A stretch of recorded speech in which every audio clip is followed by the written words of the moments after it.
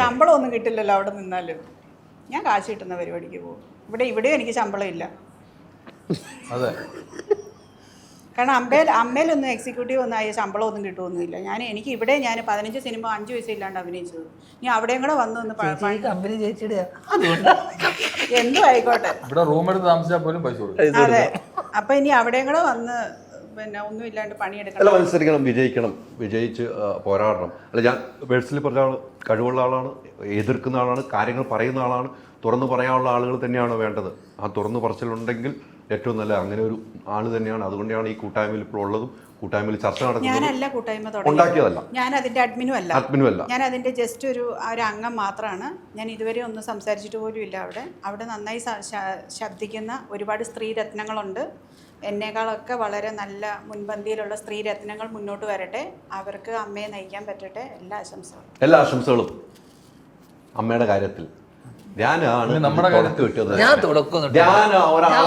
അമ്മയുടെ പ്രശ്നമല്ലെന്ന് ചോദിച്ചാൽ എൻ്റെ അടുത്ത് നമ്മുടെ പ്രശ്നമൊന്നുമില്ല പറഞ്ഞത്.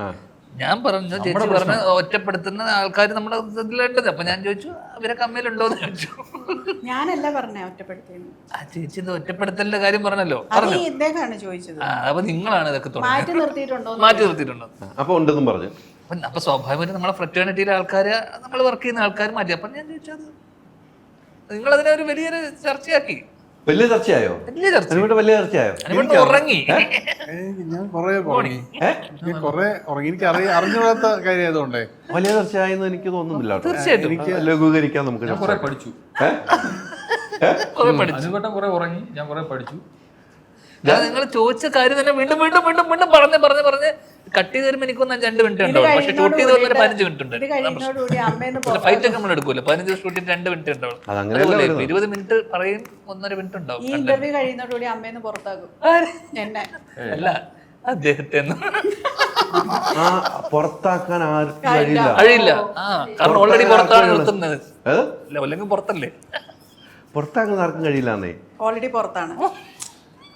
അതല്ലേ ഉദ്ദേശം. നമുക്ക് വാർത്ത കിട്ടിയാ പോരല്ലേ? എനിക്ക് വാർത്ത കിട്ടണമല്ലോ. വാർത്ത കിട്ടാൻ ഞാൻ ഏതറ്റം വരെ പോകും. ഞാൻ വാർത്ത കൊടുക്കുന്നത് തെറ്റുണ്ടെങ്കിൽ ഞാൻ തിരുത്തും, തെറ്റില്ലെങ്കിൽ ആ വാർത്തയായിട്ട് മുന്നോട്ട് പോകും. അസീസിനെ ഞാൻ കോട്ടയിൽ നിന്ന് വിളിച്ചു വരുന്നത് 12 ഇന്റർവ്യൂവിന് എത്തണം. പാവം വന്നിട്ട് ഇവിടെ വെറുതെ ഇരുന്ന് പോയി തുടർത്ത് ഇതെല്ലാം കേട്ട് പഠിച്ചു.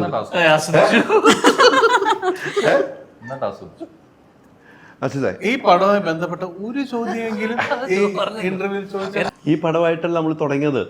ഇത് അസീസ് എൻ്റെ അടുത്ത് പറഞ്ഞ് ഈ പടത്തെക്കുറിച്ച് എന്നോട് രാവിലെ ഫോൺ ചെയ്ത് പറഞ്ഞ് ഇതൊരു അനുവേട്ടം ഒരു ഫാമിലിക്ക് കാണാൻ പറ്റിയ സിനിമയാണ്. അസീസിൻ്റെ ക്യാരക്ടറെ കുറിച്ച് ഞാൻ വേറെ ചോദിച്ചു. നമ്മുടെ സംവിധായകൻ്റെ അടുത്ത് ചോദിച്ചപ്പോൾ അസീസ് ഒരു വെറൈറ്റി ക്യാരക്ടറാണ് ചെയ്തിരിക്കുകയെന്ന് പറഞ്ഞു. അസീസ് ഈ സിനിമയിലേക്ക് എത്തിക്കുമ്പോൾ ഈ ക്യാരക്ടർ, ഞാൻ ആ ട്രെയിലർ കണ്ടപ്പോഴും അസീസിൻ്റെ ഡയലോഗിൻ്റെ ലുക്ക് തന്നെ ക്ലാസ്സൊക്കെ വെച്ചിട്ട് വേറൊരു ലുക്കാണുള്ളത്. അസീസ് ഈ സിനിമയിൽ ഏറ്റവും ഇഷ്ടപ്പെട്ട ഒരു പോസ്റ്റർ ഉണ്ടാവുമല്ലോ നമ്മൾ അഭിനയിച്ച് വെച്ചതിൽ, അത് ഏതായിരിക്കുന്നു? സിനിമയെ കണ്ടിട്ടെന്നുള്ള പറഞ്ഞില്ല, ആ ഒരു സാധനം ഒരു പോയിന്റ് പറയാമോ? നിങ്ങളുമായിട്ടുള്ള കോമ്പിനേഷൻ ഉണ്ടായ സംഭവം.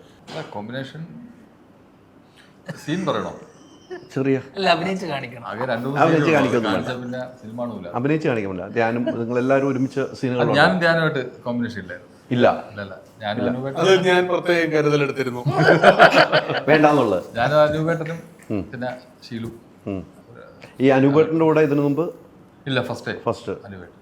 അത് ഭയങ്കര ഒരു ആഗ്രഹമുള്ള വ്യക്തിയാണ്. അനുവേട്ടനോടെ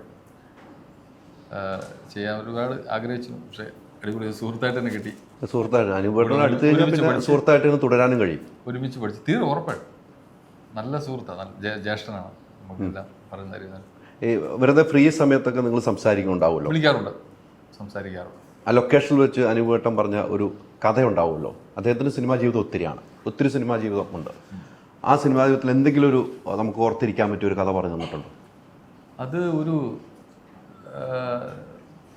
ഫേസ്ബുക്കിലോ ഇൻസ്റ്റയിലോ എന്തോ ഒരു ന്യൂസ് കണ്ടപ്പോൾ അനുവേട്ടൻ അവിടെ ഇരുന്ന് തന്നെ ആ ന്യൂസിൻ്റെ ഒരു സിനിമയുടെ ത്രെഡാക്കി. എടാ ഇത് നമുക്ക് ചെയ്യാം. ഒരു ലോഡ്ജിൻ്റെ ഒരു കഥ ബാംഗ്ലൂർ ഇവിടെ നടന്ന സംഭവം. അത് പറഞ്ഞാൽ നമുക്ക് ഇങ്ങനെ ഒരു ത്രെഡാക്കാന്ന് പറഞ്ഞു. പുള്ളി കഥ അങ്ങ് സത്യം പറഞ്ഞിട്ടല്ലോ, തിരക്കഥ ഓർമ്മല്ലേ, പരിചയമില്ലാത്ത 2-3 പേര് താമസിക്കുന്നത്. അതെ, ഒരു കഥ ഉണ്ടാക്കി. ഞാൻ ഞെട്ടിപ്പോയി സത്യം പറഞ്ഞു. അപ്പോഴും മനസ്സിലായി സിനിമയിൽ അങ്ങനെ പെട്ടെന്നൊന്നും വന്ന് കയറുന്നവർക്കൊന്നും ഇത് പറ്റിയ ഫീൽഡല്ലെന്ന് മനസ്സിലായി. അത് അനുവേട്ടൻ എന്നുള്ളൊരു പാഠമാണ്. അയ്യോ, ഉറപ്പായിട്ടും. അല്ലേ? ധ്യാനിൽ നിന്ന് എന്തെങ്കിലും പാഠമുണ്ടോ? പാടല്ല, ഞാൻ ഒരുപാട് പാടുപെട്ടു. അതൊരു പാടമല്ലേ അത്? അതെ. അത് ധ്യാനാണ് ധ്യാനെ കുറിച്ച് ഞാൻ ഒന്നും പറയുന്നില്ല. അതിനത്രയും ധ്യാൻ എന്ന് പറയുന്നത് വ്യക്തി, വ്യക്തി ഒരു വ്യക്തിത്വമുള്ള ഒരാള്, ഇഷ്ടംപോലെ സിനിമകൾ ചെയ്യുന്ന ഒരാള്. ഇത്തരം കാര്യങ്ങൾ ഒന്നും തന്നെ സംസാരിച്ചിരുന്നില്ല.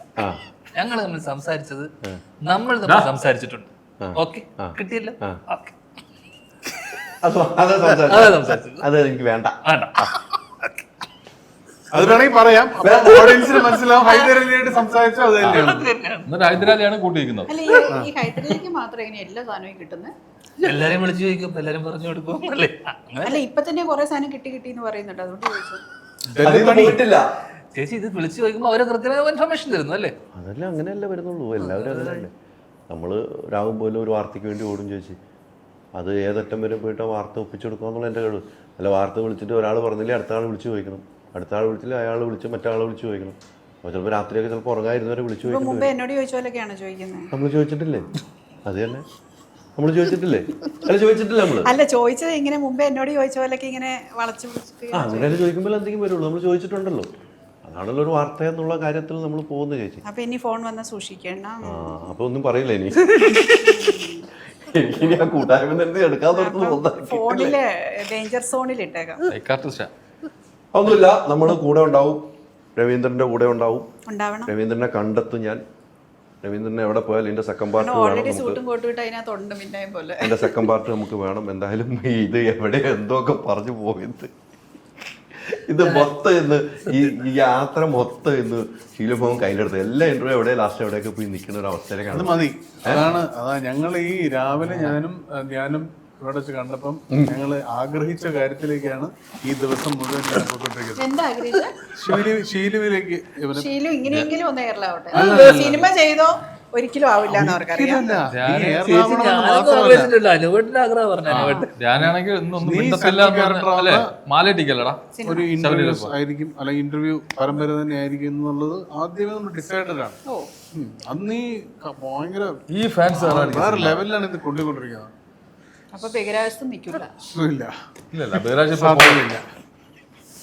ഇത് സ്വയം പറയാ എയറിൽ നിൽക്കാന്ന് ഉറപ്പിച്ചിട്ടങ്ങ് പോവാ. എയറിലാണ് ഒരു പോസിബിലിറ്റി ഉണ്ട്, തിരിച്ച് ഭൂമിയിലോട്ട് പതിക്കും. ഇത് ബഹിരാകാശത്ത് പോയാൽ പിന്നെ പറന്ന് നടന്ന് വേറെ പ്ലാനറ്റ്സിലൊക്കെ പോയി ഇടിച്ച് മൊത്തം ഭയങ്കര. അവിടെ കുറച്ച് ഇന്റർവ്യൂ കൊടുക്കാം. Ultra modern kitchen devices. ഒരു കിച്ചണിൽ വേണ്ട എല്ലാ ലേറ്റസ്റ്റ് ബ്രാൻഡുകളും ഇവിടെയുണ്ട്. ലോകോത്തര ബ്രാൻഡുകൾ, original products, wide range. MyG future.